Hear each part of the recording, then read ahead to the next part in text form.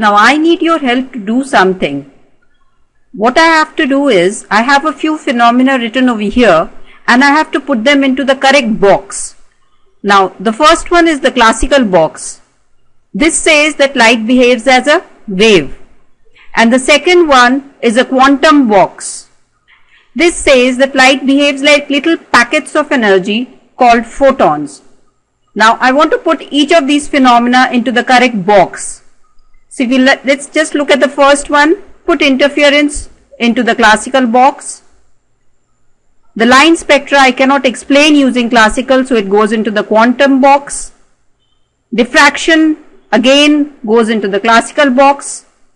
Production of X-rays into the quantum box. Polarization into the classical box, and finally photoelectric effect into the quantum box. See, all these phenomena that cannot be explained using the classical model are those that involve the emission and absorption of electromagnetic energy. Today we are going to take a look at photoelectric effect in detail, and let's see why is it not possible to explain this using the fact that light behaves as a wave, but it can be easily explained by considering light as a stream of photons.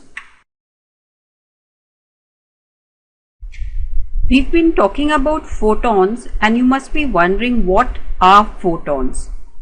Now this was an idea which was proposed by Einstein, and he said that light is quantized and it exists in elementary amounts or quanta, and these quanta are called photons. And according to Einstein, the quantum of light, or the little packet of light, has an energy E, which is equal to h times the frequency of the light. So you can say either h times frequency is denoted by f or by nu, and here h is the Planck's constant, which has a value of 6.63 into 10 to the power minus 34 joule second, and f of course is the frequency of the light, so the energy is determined by the frequency, or you can say that the energy is proportional to the frequency. So higher the frequency, more the energy, and lower the frequency, less the energy of the incident radiation. Now you might be wondering what the word quanta is. It kind of just sounds confusing. See, just as you have currency of some country, say I belong to India, that the lowest currency in our country is 1 paisa, which is 0.01 rupees. Now if I am going to transact any amount of money, so that would be n of these coins. Whatever be the amount that needs to be transacted, that would be n, an integer number of these coins. Now I can't have an amount which is say rupees 0.001. That is not possible, which means this is the minimum amount which I can transact, which I can give somebody, or which I can take from somebody. Similarly, for energy, there is a certain minimum amount of energy which can be absorbed or emitted, but energy lower than this cannot be absorbed or emitted. Now this minimum amount of energy is called a photon. In the experimental setup, we have light which is incident on a photosensitive surface. So this is the cathode, and the electrons are emitted from here, from the surface of the cathode. These emitted electrons are collected by the anode, since the anode is connected to a positive potential. See, this moving contact over here gives you a variable potential. So say the EMF of this battery is E, and if this end of the contact is placed over here, in that case you will get a full voltage of E volts. But if you move this to a point, say somewhere around the middle of this resistance, you will get a voltage of E by 2 volts. So this sliding contact gives you a variable voltage. So you can keep varying the voltage of the anode over here. Now you also have a galvanometer to detect the presence of current which is produced due to the flow of photoelectrons. Now coming back to the experiment which shows the photoelectric effect, it was seen that no photoelectrons at all are emitted unless the frequency of the incident radiation is greater than some minimum value called the threshold frequency. And this minimum value depends on the material of which the cathode is made. So for most metals, this threshold frequency is in the ultraviolet range with wavelengths from 200 to 300 nanometer. But for some surfaces like potassium and cesium oxides, it is even in the range of visible light, which means if you have visible light incident on the photosensitive surface, photoelectrons are emitted. Now using wave theory, it is not possible to explain the existence of a minimum or a threshold frequency, because according to the wave theory, you have light which is incident. The electrons should keep absorbing energy from the incident radiation, and once they have sufficient energy, they should be able to overcome the electric forces that bind them to the atom and simply escape the surface of the target.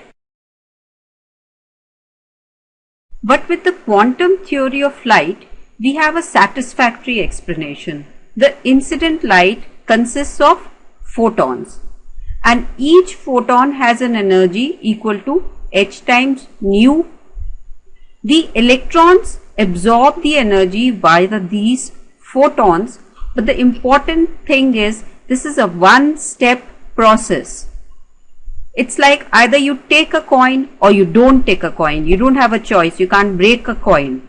So this absorption by the atoms over here is a one-step process, and it is not a continuous process.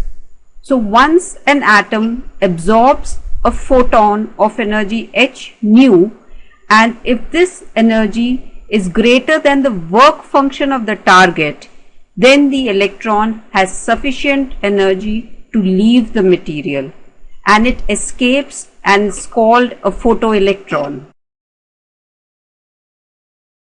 Now this is the next part of the experiment. If we adjust the potential difference V to make the collector negative with respect to the target. So this is the target and this is the collector, since the electrons are getting collected over here.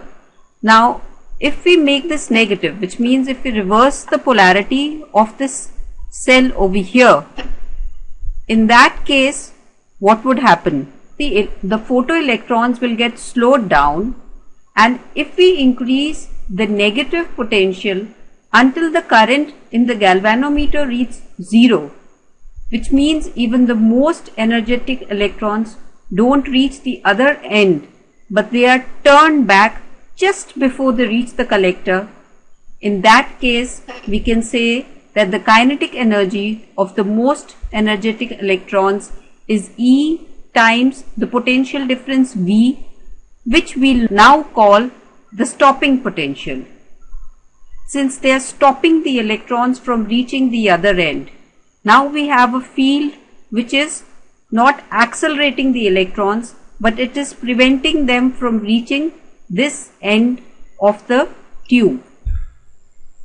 In this experiment, it is observed that the stopping potential depends on the frequency of the incident radiation and not on its intensity. This means if the frequency of the incident radiation is increased, the kinetic energy of the emitted electrons increases, and hence the stopping potential also increases. However, if the intensity is increased, which means if this beam is made brighter, so you can think that more light is incident on the target, then the kinetic energy of the electrons does not change and the stopping potential remains the same. Now let's try to explain this observation first using the classical theory and then using the quantum theory. Once again, explaining this using classical physics doesn't give us a satisfactory explanation. According to the classical theory, the incident electromagnetic wave has an oscillating electric field. Now this will exert a force on the electrons. A more intense light beam would have a greater amplitude and its oscillating electric field would also give a greater kick to the electrons, but that doesn't seem to happen. This means classical physics doesn't give us a satisfactory explanation. Now let's try explaining the same observation using the quantum theory. You have photons which are incident. If you increase the intensity of the incident beam, which means you would have a greater number of photons which are incident on the target, but the energy of the incident photons will still remain h nu. The energy of the incident photons will not increase. So the energy which is transferred to the electrons also remains the same. It's like you're getting more coins, but the value of the coins is the same. It's just that you have more coins. That's all. So the energy of the emitted electrons remains the same, and hence the stopping potential is also the same. Here are 5 quick questions to test your understanding. You have to choose the correct option in each case.